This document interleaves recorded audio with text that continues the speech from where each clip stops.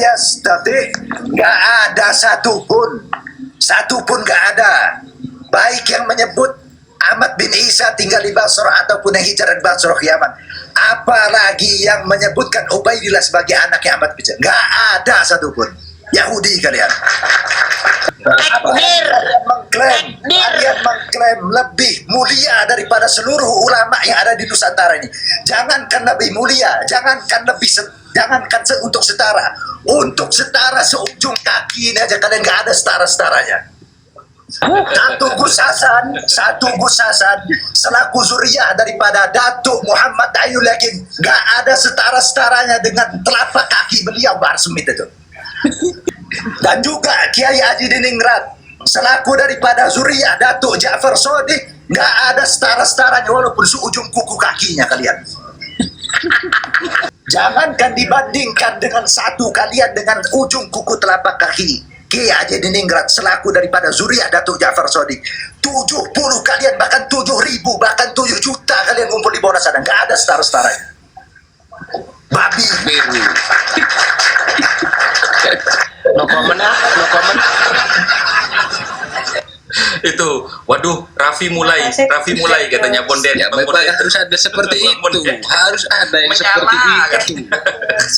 Begitu Ada seperti itu. Raden Syarif, begitupun dengan Raden Syarif selaku zuriyah daripada keluarga kesultanan yang ada di Kalimantan, gak ada setara-setaranya 7 juta kalian untuk kumpul di Monas sana dibandingkan dengan ujung telapak kaki Raden Syarif. Babi.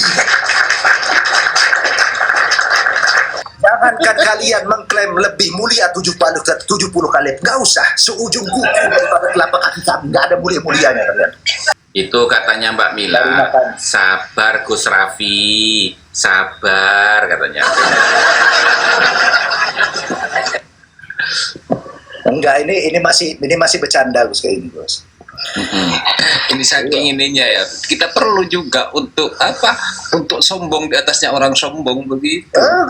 Iya, al-mutakabbiru 'alal mutakabbiri shadaqah gitu loh. Karena mereka selalu kan mengatakan satu Habib yang bodoh lebih mulia dari 70 ulama. Wahai para Ba'arawi, jangankan kalian untuk mengaku lebih mulia daripada kami, ya. Datuk-datuk kami bukan hanya seorang ulama, tapi seorang raja-raja di daerahnya. Jangan seperti babi kalian. Kalian gak dapat makan kalau gak ada karena datuk kami. Gak Islam kalian kalau gak datuk kami. Babi kalian. Siapa yang buka ladang untuk mengislamkan Nusantara? Kalian datang ke Nusantara baru abad ke-18. Datang ke Nusantara baru abad ke-18 menjadi kacung-kacung Belanda. Dicatat dalam kitab kalian sendiri. Iya. Kalian sendiri yang ngomong dari kalangan Asegaf, kitabnya Ali Sizadah, kalian datang ke sini menjadi kacung Belanda. Gak dapat yang dulunya Gus Raffi, yang dulunya katanya Istizada itu jadi kuli panggul di Mekah. Baba Alawi gak ada setara-setara dengan telapak kaki saya. Setan kalian.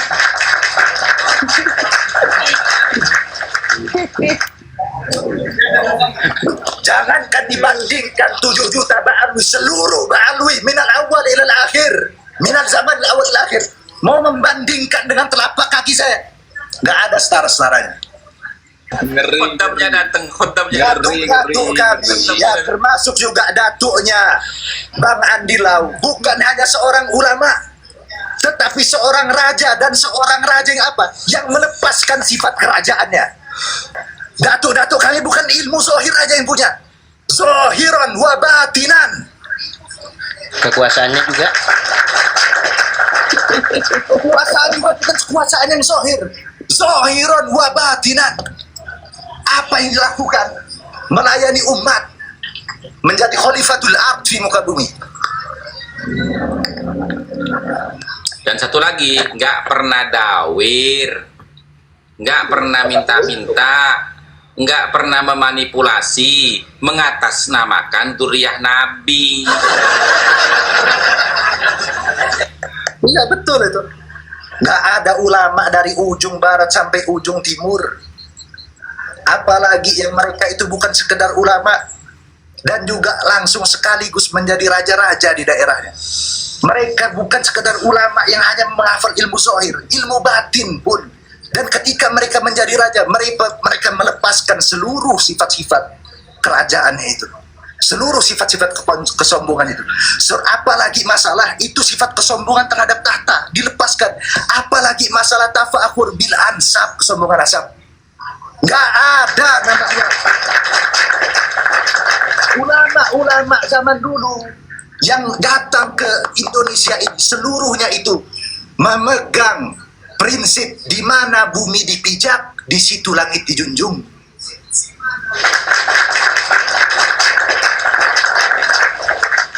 Di mana dia datang, mereka jadi orang situ. Nggak ada mereka ngomong, oh nggak boleh nikah sama putri saya. Yang nikah sama putri saya harus satu keturunan. Nggak ada, berbaur. Bahkan Muhammad dia siapapun mengatakan, hatta la yufarriqu bainahu wa bainal ajam. Sampai-sampai mereka itu nggak bisa dibedakan mana yang sayyid, mana yang orang ajam. Nggak ada. Bahkan mereka pun banyak nggak ketahuan mereka itu sebagai seorang raja. Ketika mereka keluar dari rumahnya, melepaskan baju kekuasaannya, berbaur dengan masyarakat, memikul dagangan-dagangan orang-orang miskin. Ada kalian, wahai Ba'alwi, seperti leluhur kami.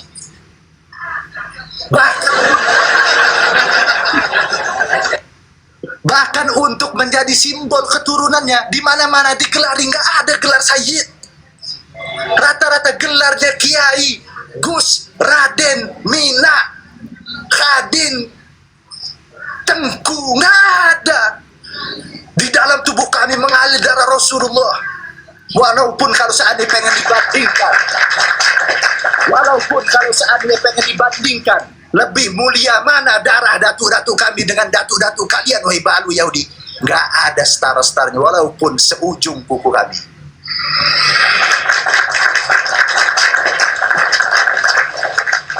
Sallu ala Nabi Muhammad. Salli wa sallim wa barik alaihi wa ala alihi wa sahbihi.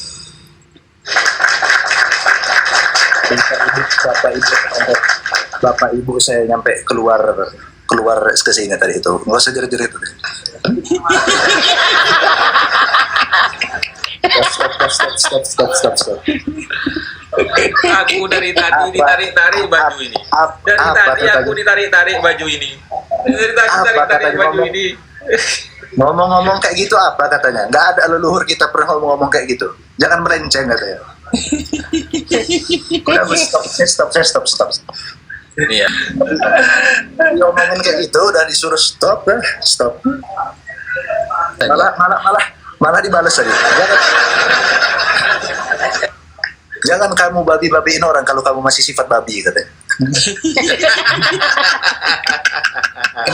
Apa yang disampaikan oleh Gus Raden Prawira Negara selaras dengan apa yang disampaikan oleh Kiai Haji Madudin Usman Al-Bantani dan saya di 4 bulan yang lalu, yaitu di Desember 2025, bahwa secara substansi, kaki atau pantat satu pribumi yang derajatnya paling rendah, yang paling bodoh, itu tetap lebih mulia zatnya daripada seluruh klan Habib Alwi yang pangkatnya paling tinggi sekalipun, sama sekali tidak setara dengan pribumi.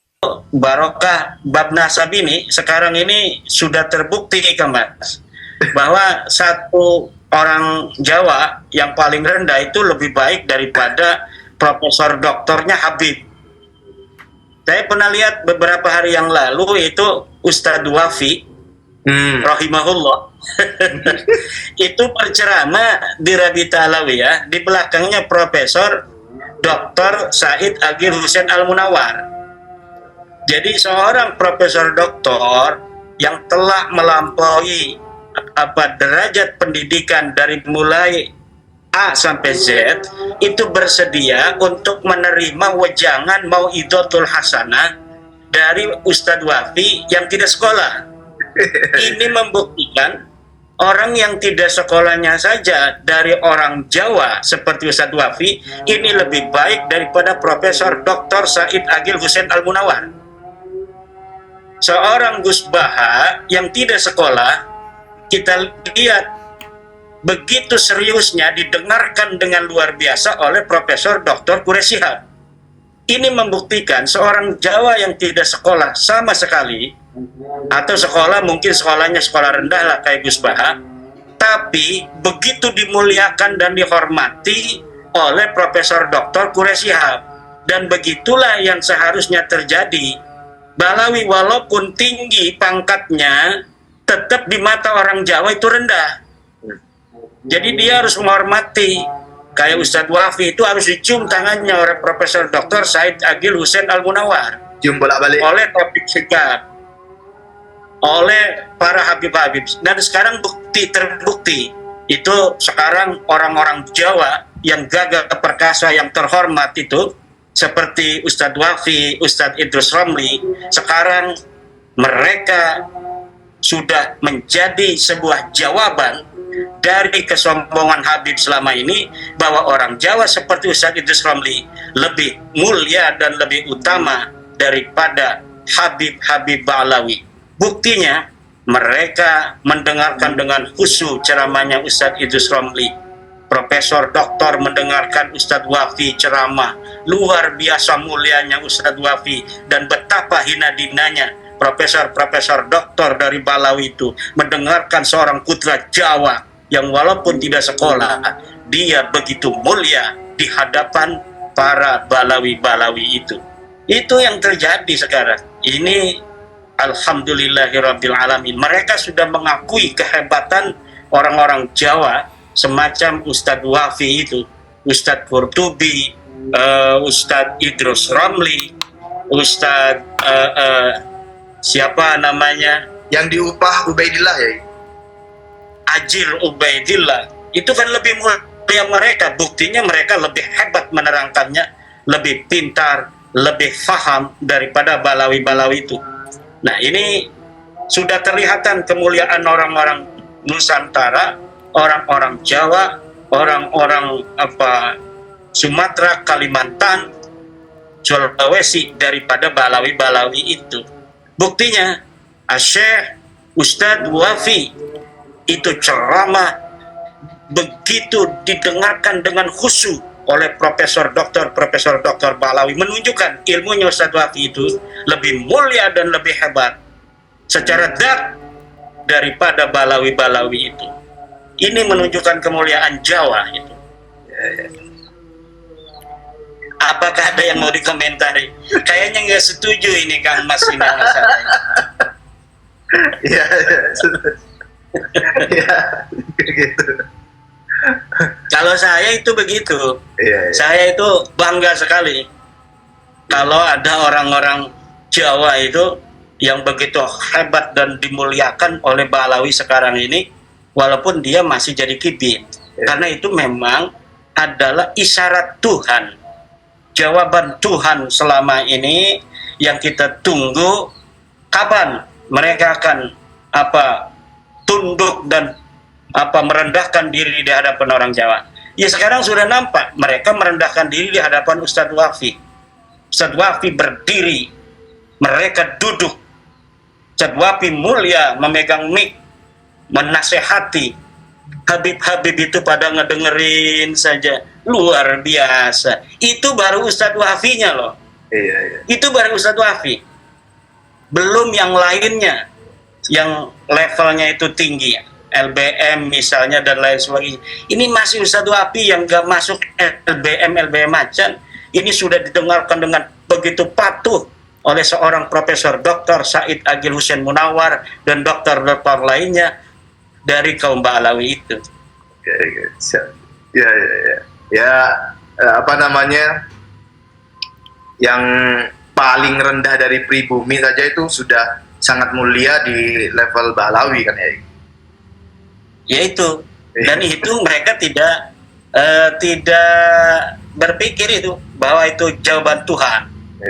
Sekarang orang yang seperti Ustadz Wafi lebih mulia daripada Balawi. Mengapa bisa?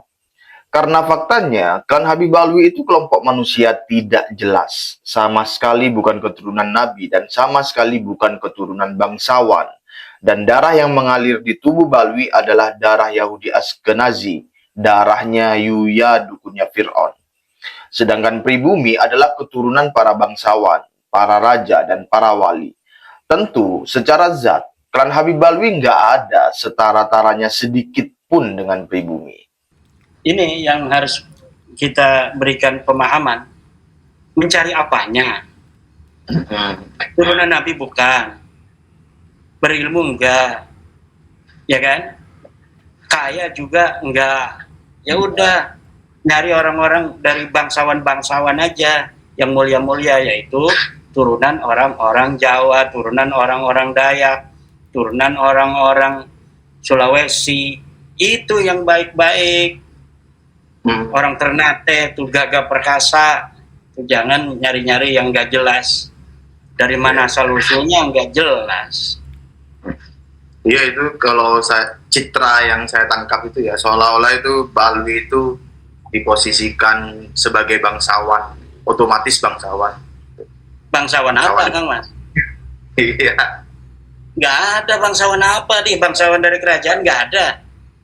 Kalau Al-Katiri, Al-Yafi'i itu bangsawan. Dia mau belagu juga misalnya sama orang Jawa, seimbang belagunya, sama-sama turunan raja.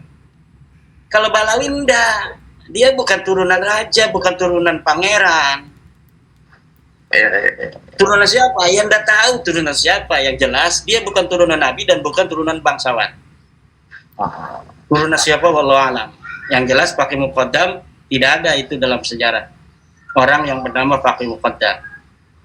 Nah, programnya apa? G.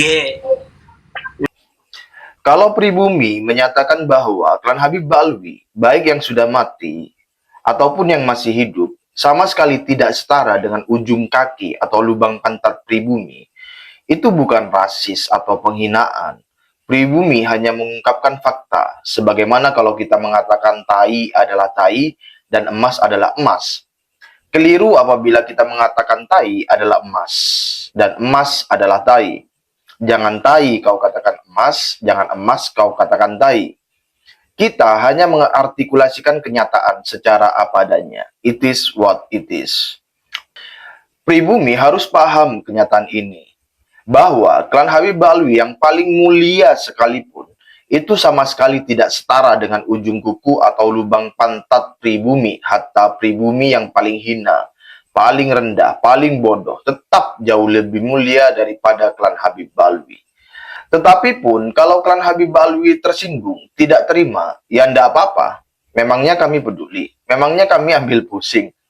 Kalau ndak terima dengan sikap pribumi, meminjam petikan pidato Pak Prabowo, kabur saja ke Yaman. Ada yang mau kabur, kabur aja. Kok kabur aja ke sana? Mungkin ada yang mau kabur ke Yaman, silakan. Meski jauh lebih mulia daripada klan Habib Alwi, berpuluh-puluh tahun pribumi bersikap biasa saja kepada klan Habib Alwi. Sayangnya, perilaku pribumi itu diartikan salah oleh klan Habib Alwi dengan berperilaku rasis kepada kaum pribumi. Sampai-sampai, Jenderal AM Hendro Priyono memberi kesaksian tentang itu di artikel di detik.com 2 tahun lalu pada tanggal 10 Januari 2024 berjudul Indonesia untuk Indonesia. Untuk lengkapnya silakan baca sendiri, di sini saya ambil petikannya saja. Undang-Undang Nomor 40 Tahun 2008 tentang penghapusan diskriminasi ras dan etnis telah disalahgunakan oleh beberapa oknum masyarakat Arab untuk melakukan tindakan-tindakan yang rasis terhadap kaum pribumi bangsa Indonesia. Di antaranya yang fenomenal adalah pernyataan secara terbuka bahwa belajar dari seorang Habib yang bodoh lebih baik daripada belajar dari 70 orang kiai yang alim. Habib adalah istilah bagi ras Arab yang mengaku derajatnya adalah lebih tinggi daripada para kiai yang ulama pribumi. Pernyataan yang rasis juga disampaikan oleh tokoh terkemuka mereka ke publik. tentang amanat almarhum Presiden Soekarno, proklamator kemerdekaan dan pemimpin besar revolusi Indonesia, bahwa untuk beragama Islam tidak perlu menjadi orang Arab. Habib itu menyangkal keras dengan pernyataannya bahwa seorang Muslim harus mencintai orang Arab. Presiden yang hasil pemilihan langsung oleh rakyat Indonesia juga telah dinistanya sebagai presiden goblok, dan Menteri Agama RI dihinanya sebagai sesat dan kurang ajar, sehingga istana disebutnya adalah istana iblis. Kelakuan yang rasis dan provokatif demikian telah menyebar pada segolongan masyarakat Arab, sehingga begitu tega hati menginginkan Sultan Syarif Abdul Hamid Al-Qadri II yang Jenderal Mayor Tentara Belanda dan ajudan istimewa Ratu Belanda diusulkan menjadi pahlawan nasional. Ratu Belanda Wilhelmina merupakan satu-satunya penguasa di dunia yang dalam proses dekolonisasi pasca Perang Dunia Kedua tidak setuju terhadap kemerdekaan bangsa Indonesia tahun 1945. Jenderal Mayor Sultan Syarif Abdul Hamid Al-Qadri adalah perwira tinggi Angkatan Darat Belanda yang turut menyetujui dilancarkannya agresi bersenjata Belanda ke Indonesia pada tahun 1947. Bangsa pribumi yang disebut inlander di zaman Belanda yang disamakan dengan anjing, setelah Indonesia merdeka, berhak menuntut Indonesia untuk bangsa Indonesia. Pada paragraf berikut lainnya, Jenderal A.M. Hendro Priyono memberi kesaksian bahwa klan Habib Ba'alwi lah yang berperilaku rasis terlebih dahulu pada pribumi dan pribumi berposisi sebagai pihak yang mereaksi saja. Beliau menuliskan, keinginan tersebut dengan waktu kehadiran para Habib Arab yang berperilaku rasis di zaman ini, yang merendahkan martabat para kiai sebagai pemimpin umat Islam pribumi sejak zaman Wali Songo abad ke-14, sudah mulai nampak reaksi dari segolongan masyarakat pribumi terhadap kelakuan para oknum Habib tersebut yang dirasakan telah sangat merendahkan harkat bangsa. Jika rasisme para oknum kaum Arab di Indonesia ini merupakan suatu tesis sosial, maka dalam teori dialektika Hegel akan terjadi antitesisnya berupa rasialisme kaum pribumi yang berbahaya bagi persatuan nasional. Persatuan Indonesia akan menuntut Indonesia untuk bangsa Indonesia. Dan betul, sudah nampak sikap kaum pribumi yang menuntut Indonesia untuk bangsa Indonesia. Tidak boleh ada habaib di bumi Indonesia. Deportasi atau Protokol 65 diaktifkan.